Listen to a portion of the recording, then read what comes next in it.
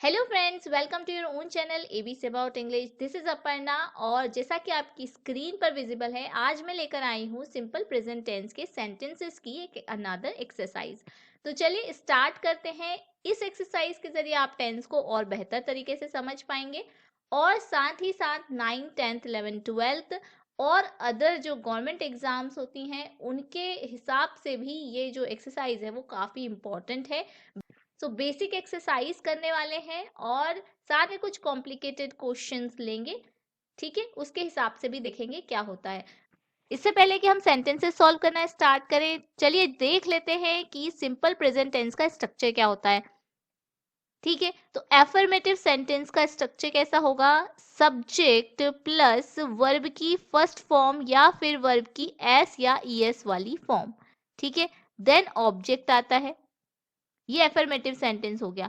Negative sentence की बात करें तो नेगेटिव सेंटेंस होता है सब्जेक्ट प्लस डू या फिर डज और देन नॉट लगता है उसमें।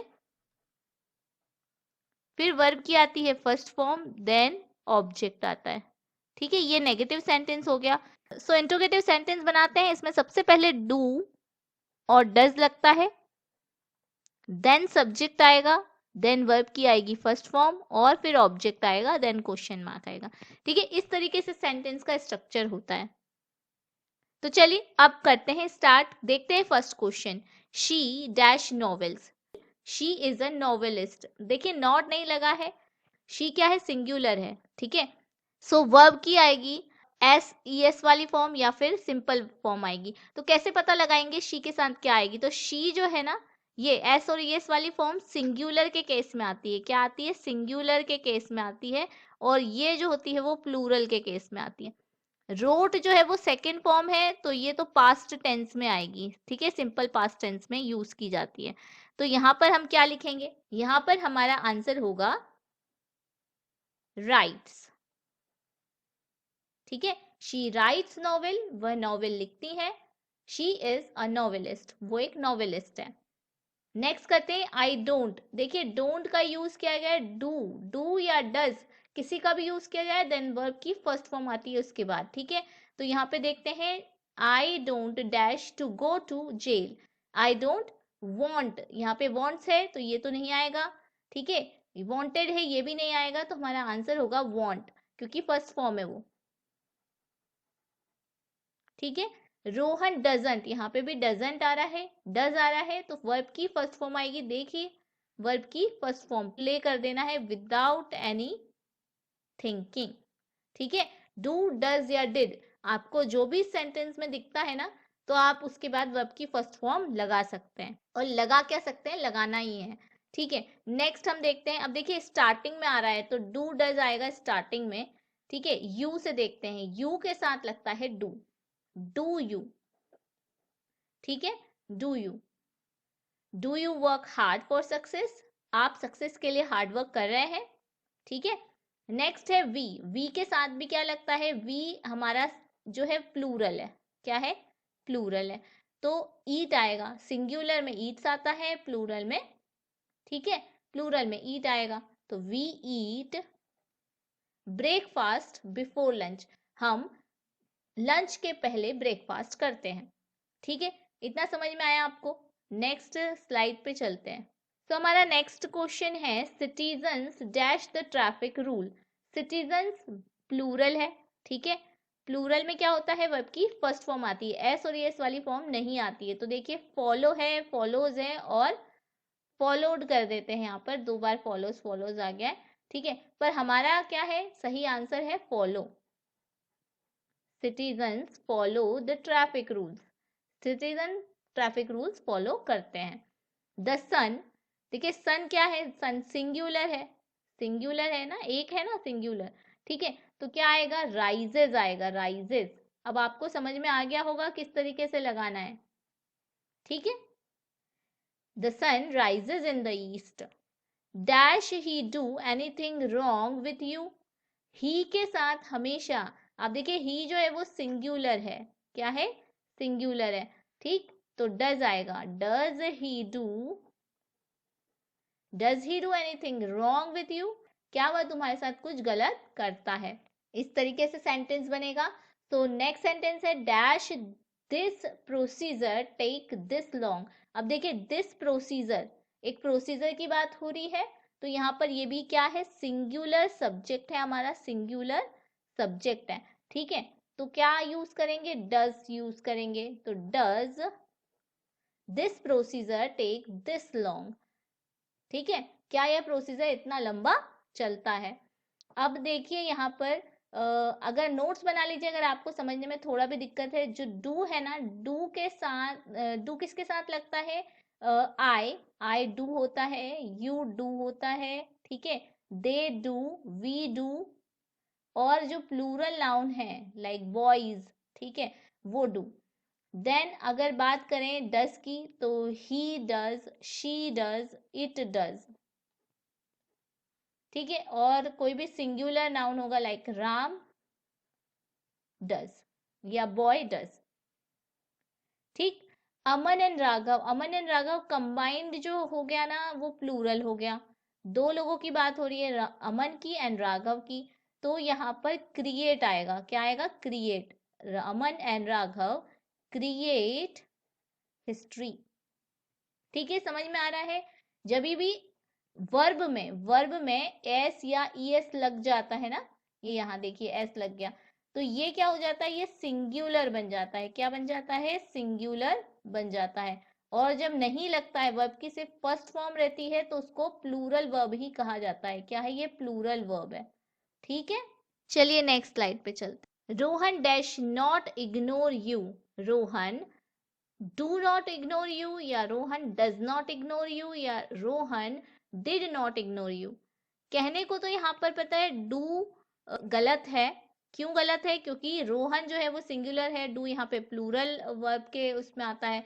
डज भी करेक्ट है, डिड भी करेक्ट है, पर डिड यहाँ पे क्यों नहीं लगाएंगे, क्योंकि ये पास्ट में लगता है, पास्ट टेंस में लगता है। क्लियरली यहाँ पर हमें दिख रहा है कि प्रेजेंट टेंस के सेंटेंस ही बनाने हैं, तो हमें क्या यूज करना पड़ेगा, डज यूज करना पड़ेगा।